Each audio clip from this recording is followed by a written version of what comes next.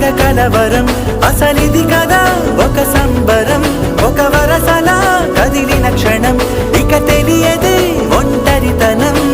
ఎన్నాళ్ళ దూరాలు కన్నోళ్ళిలా వస్తూనే పోయాయి కన్నీళ్ళిలా ఇల్లంతా మారింది సందళ్ళుగా